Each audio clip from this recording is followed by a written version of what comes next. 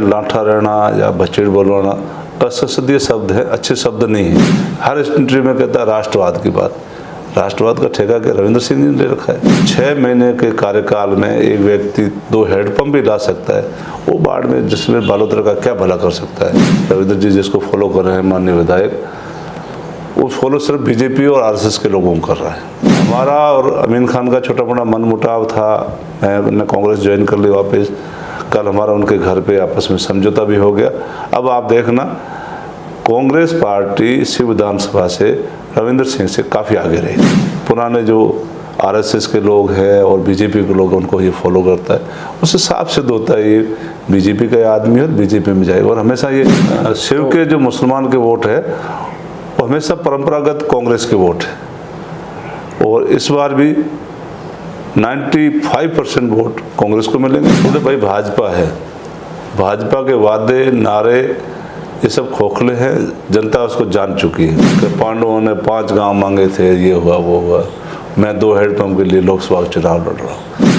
2 handpump की इनके पास उपलब्धि है, उसके अलावा कोई काम नहीं हुआ। मुद्दा ही उम्मीदवार राम जी शिक्षा को लेकर के इलेक्शन लड़ रहे हैं, और शिक्षा के प्रति वो बड़े संवेदनशील है। बीजेपी पूरी की पूरी शिफ्ट रविंद्र सिंह के साथ हो गई, आपने भी देखा होगा, हम भी सुन रहे हैं। आप देखना, अगर राजस्थान में एक भी सीट अगर कांग्रेस जीतती है तो उसमें उम्मीदवार राम बेनीवाल कांग्रेस के प्रत्याशी बाड़मेर जैसलमेर बालोतरा से जीतेंगे। नमस्कार, मेरा नाम है अभिषेक जाखड़ और आप देख रहे हैं आरजे टीवी 24। आरजे टीवी 24 की चुनावी यात्रा राजस्थान के बॉर्डर से सटे लोकसभा क्षेत्र बाड़मेर, जैसलमेर और बालोतरा लोकसभा क्षेत्र के अंदर मौजूद है। और आज हमारे साथ खास मेहमान हैं शिव से कांग्रेस से बागी होकर चुनाव लड़ने वाले फतेह खान साहब। इस वक्त ये फिर से कांग्रेस में शामिल हो गए हैं, और इस बार चुनावी मौसम के अंदर क्या माहौल रहने वाला है बाड़मेर का, क्योंकि कांग्रेस से प्रत्याशी बनाया गया है उम्मीदवार राम बेनीवाल को। लेकिन शिव सबसे ज्यादा चर्चाओं में है, क्योंकि विधानसभा चुनाव के अंदर भी शिव से निर्दलीय बागी होकर चुनाव लड़ने वाले भाजपा से रविंद्र भाटी विधायक बने हैं, और फिर ये बाड़मेर जैसलमेर से बागी होकर चुनाव लड़ रहे हैं। आइए जानते हैं कि शिव का क्या मन है और शिव के मुसलमान क्या सोचते हैं, क्योंकि इस बार इनका बहुत ज्यादा बोलबाला रहने वाला है। नमस्कार सर। नमस्ते भाई। सर, आपका आरजे टीवी 24 पर स्वागत है। धन्यवाद। सबसे पहले तो मैं यही जानना चाहता हूं कि इस बार शिव के लोग चुनाव को लेकर क्या सोच रहे हैं। शिव विधानसभा अपने आप में काफ़ी विभिन्न परिस्थितियों में काफ़ी लंबे चौड़े क्षेत्रफल में बंटा हुआ है, और शिव के लोग बड़े समझदार है और सोच विचार के मतदान करेंगे। इसमें शिव विधानसभा का जो जातीय समीकरण है उसमें भी कांग्रेस पूर्ण रूप से मजबूत है, और इस बार शिव से कांग्रेस आगे रहेगी। पिछले चुनाव की विधानसभा चुनाव की बात करें तो आप और रविंद्र भाटी दोनों के बीच में टक्कर रही थी, और रविंद्र भाटी कुछ वोटों से चुनाव जीत गए थे। आप कांग्रेस से बागी होकर चुनाव लड़ रहे थे, अमीन खान जी कांग्रेस से चुनाव लड़ रहे थे। पिछले चुनाव में चर्चा रही थी लाठा रहियो, बछीड़ बुलावाला, ये शब्द इस बार फिर सुनाई दे रहे हैं जैसलमेर के चुनाव में, बाड़मेर के चुनाव में। ये शब्द जो है लाठा रहना या बछेड़ बोलवाना असंसदीय शब्द है, अच्छे शब्द नहीं है। चाहे मारवाड़ी हो, चाहे हिंदी हो, चाहे यहाँ की संस्कृति है, उसमें अच्छे शब्दों के रूप में इसको नहीं माना जाता है। इसको असभ्य रूप से समझदार लोग ये मानते हैं। लेकिन जो पिछला चुनाव हुआ थोड़ा अलग था। कांग्रेस पार्टी के अंदर हमारे आपस में अनबन हो गई, हम अलग अलग लड़ लिए। आप देखना, उसमें मेरे को 75,540 वोट मिले, अमीन खान को 55,000 वोट मिल गए। ये दोनों वोट मिलकर के लगभग 1,30,000 के आसपास बैठते हैं। बीजेपी से बागी होकर के रविंद्र लड़ा और स्वरूप सिंह जी लड़े बीजेपी से। इन दोनों के वोट मिलाकर के लगभग होते हैं 1,01,000 के आसपास। कहने का मतलब कांग्रेस फिर भी 30,000 वोट आगे रही थी। उसमें आरएलपी का एक उम्मीदवार खड़ा था, जो कि जिसमें 7,000 लगभग वोट ले गया। 17,000 से 7,000 है। अच्छा। 7,000 लगभग वोट ले गया। वो वोट लगभग जाट बिरादरी से आते हैं, वो भी वोट मूल कांग्रेस के हैं। ऐसे मिलाकर के 1,40,42,000 वोट कांग्रेस आइडियोलॉजी के में थे, और 1,05,000 के आसपास आइडियोलॉजी के थे बीजेपी के। तो ये 40,000 का गैप है। लोग समझते नहीं हैं, पता नहीं उनको क्या गणित बिठाते हैं।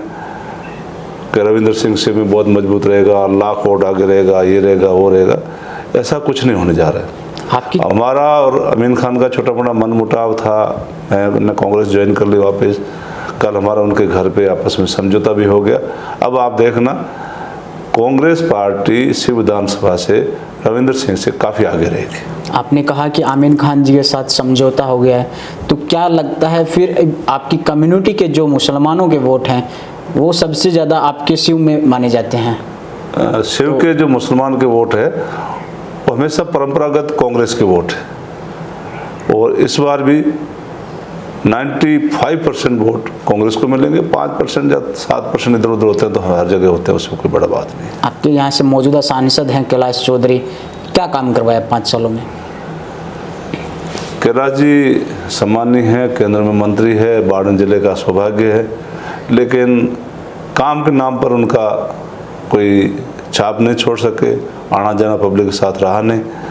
और अभी स्थितियाँ ऐसी हो रही है, हालांकि ऐसा बोलना तो नहीं चाहिए मेरे को, लेकिन काफ़ी वीक है वो, और वो बहुत पीछे रह जाएंगे।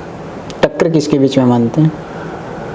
बीजेपी पूरी की पूरी शिफ्ट रविंद्र सिंह के साथ हो गई। आपने भी देखा होगा, हम भी सुन रहे हैं, बाड़मेर जिले के बीजेपी के टोटल पदाधिकारी टोटल के टोटल रविंद्र सिंह के साथ। अच्छा, आपने कहा रविंद्र के साथ, लेकिन रविंद्र के नामांकन सभा में जिस तरीके से एक गैंगस्टर को लेकर बोला गया कि अगर उनको श्रद्धांजलि देनी है तो इनको दिल्ली भेजना होगा, इसके बारे में आप क्या सोचते हैं? इस मामले में ये ठीक नहीं है। पश्चिमी राजस्थान का जो ये एरिया है, बाड़मेर, जैसलमेर, बालोतरा, ये शांति पर रहा है हमेशा, चाहे भाईचारे के मामले में हो, चाहे आपस में। यहाँ की संस्कृति, सभ्यता, उठना बैठना सभी लोगों का एक साथ है। हर एक जाति बिरादरी का, धर्म का जो भी त्यौहार आते हैं मिलकर मनाते हैं। इसमें ऐसे लोगों का आना और ऐसी बातें करना बाड़मेर, जैसलमेर, बालोतरा के लिए ठीक नहीं है। इसके अलावा और भी कई चीज़ें जो देखने को मिल रही हैं, नामांकन के दूसरे दिन एक आदमी का पकड़ा जाना और उसके पास में बहुत बड़ा जखीरा पकड़ा जाना, ये बाड़मेर के शांत वातावरण के लिए शुभ संकेत नहीं।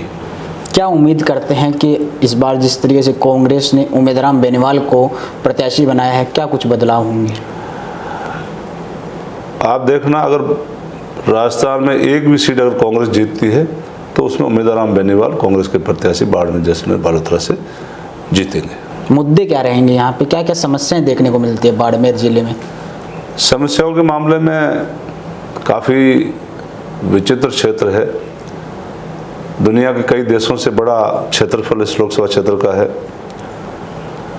और इसको देखते हुए काफ़ी गंभीर समस्याएं भी हैं जनमानस के साथ भी। लेकिन पिछली कांग्रेस सरकार ने बहुत अच्छे काम किए पब्लिक के लिए, यहाँ के क्षेत्रफल के लिए, चाहे सबसे बड़ा काम रिफाइनरी का हो, सोलर का हो, विंड्स का हो, बहुत बड़े बड़े यहाँ काम हुए हैं। और उसको देखते हुए बाड़मेर, जैसलमेर, बालोतरा की जो जनता है, आम पब्लिक का, उसका जो दर है, उनकी जो आय की दर है वो बढ़ी है। लेकिन फिर भी कई महत्वपूर्ण मुद्दे हैं। उन महत्वपूर्ण मुद्दों पर शिक्षा के क्षेत्र में पहले से काफ़ी सुधार है, फिर भी काफ़ी करने की आवश्यकता है। सबसे बड़ा मुद्दा हमारे एरिया में शिव और जैसलमेर के क्षेत्र में DNP का है, डेजर्ट नेशनल पार्क का। उसको लेकर के कैलाश जी ने बहुत बड़ी बड़ी बातें की थी, लेकिन कोई भी काम नहीं करा पाए। ये बड़ी समस्या हैं, और इन समस्याओं पर उमेदराम जी पढ़े लिखे आदमी हैं, समझदार है, और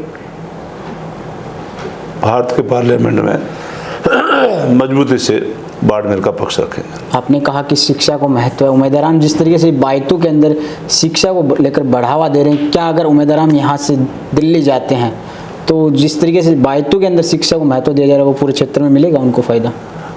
बिल्कुल, ये मुद्दा ही उमेदराम जी शिक्षा को लेकर के इलेक्शन लड़ रहे हैं, और शिक्षा के प्रति वो बड़े संवेदनशील है।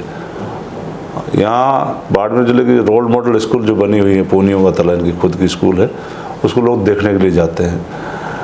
उस क्षेत्र में, शिक्षा के क्षेत्र में, इन्होंने कुछ भी नहीं होते हुए भी बहुत बड़े काम किए हैं। तो बाड़मेर जनता को उम्मीद है कि बहुत अच्छा काम होगा शिक्षा क्षेत्र। जिस तरीके से प्रधानमंत्री मोदी जी 400 पार का नारा दे रहे हैं, 2019 में यहाँ बाड़मेर आए थे, तब यहाँ की जनता को एक उम्मीद दिखाई थी कि यहाँ पर आपके अनारों के बागवान लगेंगे, माही नदी का पानी आएगा, लूनी नदी में मिलाया जाएगा। ये क्या थे फिर? ये तो भाई भाजपा है। भाजपा के वादे नारे ये सब खोखले हैं, जनता उसको जान चुकी है। 2014 में आए थे तब अंगूरों के बेलें यहाँ बाग लगाने की बात की थी, फिर 19 में आए तब नदी से नदी जोड़ने की बात हुई थी, रेलवे लाइन का विस्तार करने की बात कही थी, 15-15 लाख रुपए देने की बात कही थी, 2 करोड़ नौकरी देने की बात की थी। जब उनसे पूछा जाता है तो ये तो खाली वादे होते हैं और इसमें कोई नारे हैं, इसमें कोई काम नहीं होता है। आज देश में जो हालात हैं, मौजूदा मुख्यमंत्री को गिरफ्तार कर लिया जाता है दिल्ली के, और जो हेमंत सोरेन है उससे इस्तीफा देने के बाद गिरफ्तार कर लिया जाता है। ईडी का जिस तरीके से दुरुपयोग किया जा रहा है, उसके बारे में आपकी क्या राय है? देखिए, देश की हालत अभी विचित्र रूप से चल रही है। एक तरह से बड़ा भय का माहौल है। सभी संवैधानिक संस्थाओं को इन्होंने एक तरह से कोलैप्स कर लिया है। उनका दुरुपयोग करते हुए भारत के अंदर जो चुनाव हो रहे हैं, चुनाव को प्रभावित करने के लिए उन्होंने चुने हुए प्रतिनिधियों को जेल में डालना, चुने हुए प्रतिनिधियों को डराना, धमकाना। जब अगर वो थोड़ी सी घोषणा कर देते हैं कि हम बीजेपी ज्वाइन कर लेते हैं तो उसके एकदम वॉशिंग मशीन की तरफ उसको साफ करके शामिल कर लेते हैं। ये अब देश की जनता जान चुकी है। जो देश का भयपूर्ण माहौल है, इससे छुटकारा पाने के लिए, देश के संविधान को बचाने के लिए, देश के अस्तित्व को बचाने के लिए लोग जाग चुके हैं। और अब कांग्रेस ने जो न्याय के सूत्र दिए हैं उसके ऊपर अमल करते हुए आप देखना इस बार जो नतीजे आएंगे वो अप्रत्याशित नतीजे होंगे। और जो एनडीए की गवर्नमेंट है, जो भाजपा की गवर्नमेंट है, वो इस बार नहीं आने वाली। हनुमान बेनीवाल मारवेड़ में काफ़ी अच्छा खासा प्रभाव रखते हैं, वो भी इंडिया गठबंधन के साथ में आ गए हैं, तो क्या बाड़मेर में कुछ फ़ायदा मिलेगा? एब्सोल्युटली जो होगा, लेकिन बाड़मेर में आरएलपी की एक सीट यही मजबूत थी उम्मीदवार की, और उम्मीदवार खुद काफ़ी मजबूत आदमी है, उन्होंने कांग्रेस का दामन थाम लिया। उनके साथ आने से भी कांग्रेस को सहयोगी मिलेगा। अच्छा, एक चीज़ और जानना चाहता हूँ, अभी मारवाड़ जो है कि सबसे ज़्यादा चर्चाओं में है, ये हॉट सीट मानी जा रही है रविंद्र भाटी के कूदने से। रविंद्र भाटी के साथ जिस तरीके से युवा आ रहे हैं, क्या युवाओं के बलबूते पर रविंद्र कुछ आगे कर पाएंगे? और आपके सीएम में तो हैंडपंप चर्चाओं में है। आपने देखा होगा दोनों की नामांकन रैलियों को, अगर आप फोटोज देख लेंगे, अगर यहाँ आप उपस्थित हुए होंगे तो उस समय बिल्कुल दोनों में था मैं।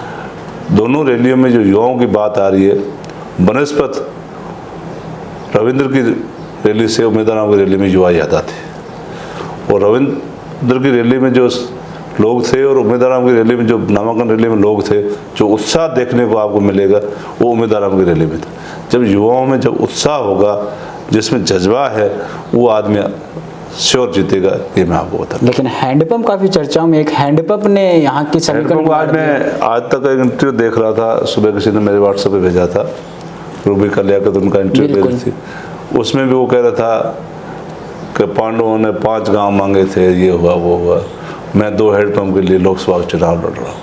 अब शुरुआत आपने की थी लाठा शब्द से, मैंने पहले भी इसको कोट किया था। लाठा का मतलब होता है मजबूत। मजबूत व्यक्ति वो होता है जो सरकार से लड़ के झगड़ के क्षेत्र में विकास कराए। पिछले 6 महीने से बीजेपी का राज है, ये खुद एमएलए हैं, विधानसभा में क्या बोले आपको पता है, सचिवालय से या राजस्थान सरकार से क्या काम करवाए वो भी आपके सामने है। 2 हैंडपंप की इनके पास उपलब्धि है, उसके अलावा कोई काम नहीं हुआ। जब 6 महीने के कार्यकाल में एक व्यक्ति 2 हैंडपंप भी ला सकता है, वो बाड़मेर जैसलमेर बालोतरा का क्या भला कर सकता है? अच्छा, क्या लगता है इनको बीजेपी की बी टीम भी बताया जा रहा है, इसमें कितनी सच्चाई मानते हैं? उसका जो भी फेसबुक अकाउंट देख लो या ट्विटर अकाउंट देख लो, उसमें जितने भी उसके जो जिसको ये लोग फॉलो करते हैं, रविंद्र जी जिसको फॉलो कर रहे हैं माननीय विधायक, वो फॉलो सिर्फ बीजेपी और आरएसएस के लोगों को कर रहा है, न कि किसी कम्युनिस्ट का, न कि किसी कांग्रेस के किसी नेता को या किसी विचारक को। इवन देन महात्मा गांधी जी हैं, सरदार भगत सिंह है, ऐसे महान जो विभूति हैं उनको भी ये फॉलो नहीं करता है, उनके भी विचारों को ये सामने नहीं रखता है। ये वही पुराने जो आरएसएस के लोग हैं और बीजेपी के लोग उनको ये फॉलो करता है। उससे साफ सिद्ध होता है ये बीजेपी का आदमी है, बीजेपी में जाएगा। और हमेशा ये हर इंटरव्यू में कहता है राष्ट्रवाद की बात। राष्ट्रवाद का ठेका के रविंद्र सिंह जी ने ले रखा है। हर हिंदुस्तानी, हर भारतीय में राष्ट्रवाद है और नेशन फर्स्ट रखते हुए हर आदमी काम करता है। सर आखिरी सवाल, आप हमारे चैनल के माध्यम से बाड़मेर, जैसलमेर और बालोतरा के लोकसभा क्षेत्र के लोगों को क्या कहना चाहेंगे, खासतौर से शिव के लोगों को? मैं आपके माध्यम से, आपके चैनल के माध्यम से बाड़मेर, जैसलमेर और बालोतरा के आम 36 कौम से निवेदन करना चाहूँगा। कांग्रेस पार्टी एक राष्ट्रीय पार्टी है और इसकी विचारधारा साफ है और इसने आज तक जो राज किया है भय का, डर का माहौल नहीं पैदा किया। सभी को साथ लेकर के सबके विकास को आगे बढ़ाते हुए सबका विकास किया है। इसलिए मैं तीनों जिलों के लोगों को आपके माध्यम से अपील करना चाहूँगा, निवेदन करना चाहूँगा, इस राष्ट्रीय पार्टी के उम्मीदवार आदरणीय उम्मीदवार राम जी बेनीवाल का सहयोग करें, समर्थन करें और भारी मतों से विजयी बनाएं। जी शुक्रिया, धन्यवाद। ये थे हमारे साथ फतेह खान साहब। अब ये देखना दिलचस्प होगा कि बाड़मेर के अंदर जिस तरीके से चुनावी समीकरण तारीखों के नज़दीक आते आते समीकरण बदलते जा रहे हैं और जिस तरीके से आमीन खान जी और फतेह खान साहब के बीच में जो मनमुटाव थे अब वो रिश्ते में बदल चुके हैं। इससे यहाँ की जनता को और यहाँ के लोगों को और यहाँ की कांग्रेस प्रत्याशी को जितना फ़ायदा होगा वो आने वाले समय में पता चलेगा। लेकिन आप हमारी चुनावी यात्रा को देखना ना भूलिएगा और फिर किसी चेहरे के साथ आप इंटरव्यू करना चाहते हैं उनका नाम हमें कमेंट सेक्शन के माध्यम से जरूर बताइएगा। फिर मिलते हैं किसी चौपाल में, किसी नए चेहरे के साथ, किसी प्रतिनिधि के साथ। तब तक के लिए मुझे दीजिए इजाज़त। नमस्कार, राम राम साहब।